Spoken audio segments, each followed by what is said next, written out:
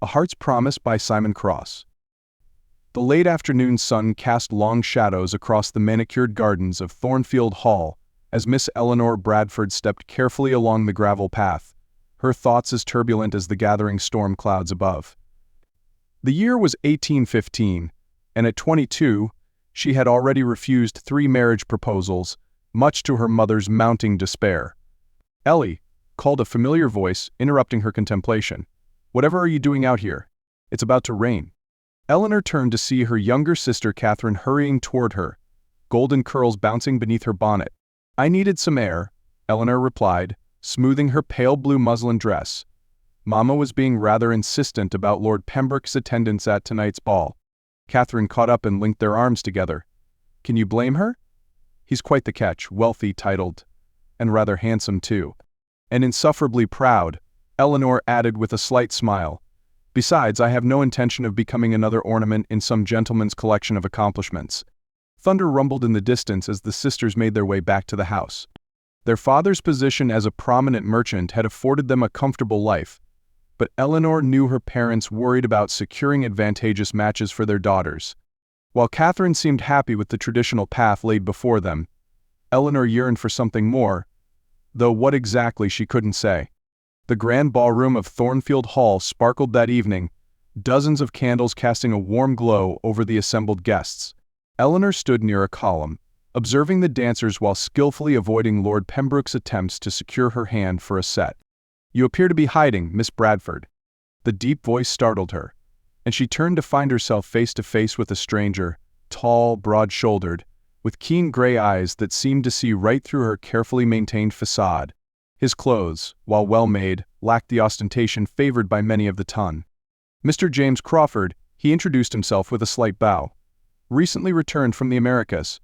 "Miss Eleanor Bradford," she replied, curtsying, "and I wasn't hiding, merely observing." "Avoiding Lord Pembroke, perhaps?" A hint of amusement played at the corners of his mouth. Eleanor felt her cheeks warm. "You're very direct, sir." "A habit acquired in the colonies, I'm afraid. Society there tends to value plain speaking over pretty words." Before Eleanor could respond, the opening strains of a waltz filled the air. Mr. Crawford extended his hand. "Would you do me the honor, Miss Bradford?" She hesitated only a moment before placing her gloved hand in his. As they joined the other couples on the floor, Eleanor was struck by the strength in his touch, so different from the delicate handling she was accustomed to. "You dance very well for someone who's been in the colonies," she observed. "You sound surprised," he replied, guiding her through a turn. "Did you expect me to be completely uncivilized?"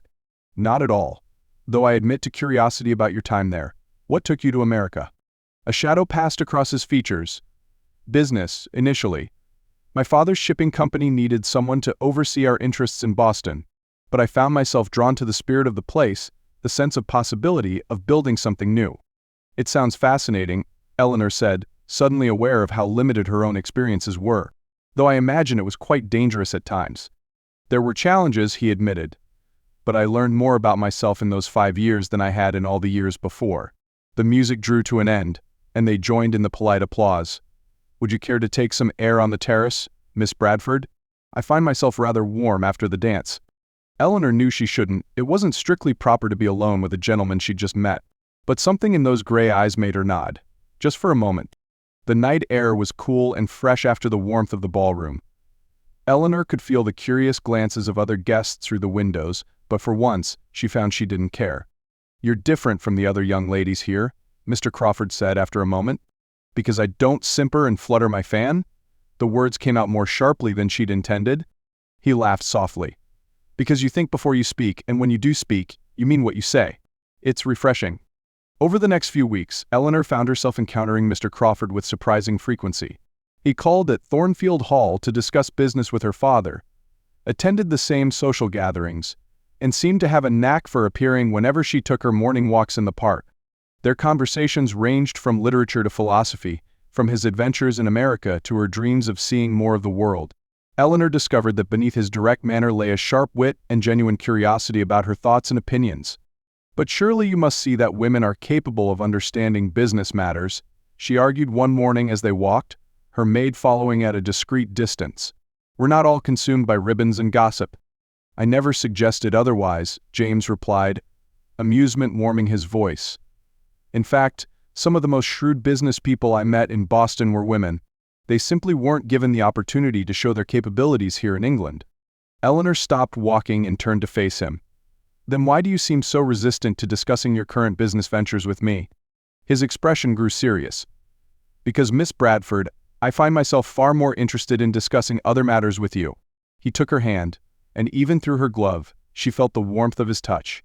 Matters of the heart, perhaps? Eleanor's pulse quickened, but she forced herself to maintain her composure. Mr. Crawford, James, he corrected softly. Please? James. His name felt intimate on her lips. I should tell you that I have no intention of being any man's proper society wife, content to arrange flowers and plan dinner parties while he conducts the real business of life. Good, he replied, surprising her, because I have no intention of taking a proper society wife. I need a partner, Eleanor. Someone who will challenge me, who isn't afraid to speak her mind, who wants more from life than what society dictates. A crack of thunder interrupted them, and fat drops of rain began to fall. James quickly removed his coat and held it over Eleanor as they hurried toward shelter beneath a nearby tree. She was acutely aware of his proximity, of the rain-fresh scent of him, of how improper this situation would appear to anyone passing by. You're trembling, he observed softly. It's the rain, she lied, knowing full well it was his nearness that affected her so. Eleanor, his free hand came up to cup her cheek, thumb brushing away a raindrop. I find myself hopelessly in love with you. I know it's sudden, that we've known each other only a few weeks, but, she pressed her fingers to his lips, silencing him. It's not sudden at all, she whispered. I feel as though I've been waiting for you my whole life without even knowing it. Their first kiss was gentle, sweet with rain and promise. When they finally broke apart, James rested his forehead against hers. Marry me, he said. Not because society expects it, or because it would be a good match, but because together we could build something extraordinary. Eleanor's heart soared, but she forced herself to ask the question that had been nagging at her. And what of your business? Would you expect me to stay behind while you travel? James smiled. I would expect you to travel with me to help me manage our affairs, to build our future together. That is, if you're willing to scandalize society by being an unconventional wife? Eleanor laughed, joy bubbling up inside her. My dear Mr. Crawford, nothing would please me more. Their wedding, 3 months later, was a relatively simple affair by society's standards. Eleanor wore her grandmother's pearls with her white muslin gown, and James's gray eyes shone with love as they spoke their vows. Lord Pembroke, who attended with his new fiancée, was heard to remark that it was a rather unusual match. But as Eleanor and James sailed toward their new life in Boston, standing together at the ship's rail while the English coast faded into distance, she knew she had found something far more precious than a conventional marriage. She had found a true partnership built on mutual respect, understanding, and love. James wrapped his arm around her waist, pulling her close against the chill wind. Any regrets, Mrs. Crawford? Eleanor turned in his embrace, reaching up to trace the beloved lines of his face. Only that it took us so long to find each other. We have a lifetime to make up for it, he promised, lowering his head to kiss her. As the ship carried them toward their future, Eleanor thought about the path that had led her here. She had refused to settle for less than her heart desired, had dared to dream of a different kind of life than what society prescribed. And in doing so, she had found not just love, but a partner who valued her mind as much as her heart. The sun broke through the clouds, painting the waves in gold and promise. Eleanor smiled, knowing that while their story might not follow society's conventional pattern, it was perfectly wonderfully their own. Sometimes, she realized, the greatest adventures begin not with a dramatic gesture, but with the simple courage to be true to oneself, and to recognize love when it appears in an unexpected form. As James led her below deck to escape the strengthening wind, Eleanor knew that while their future might hold challenges, they would face them together. And really, what greater romance could there be than that?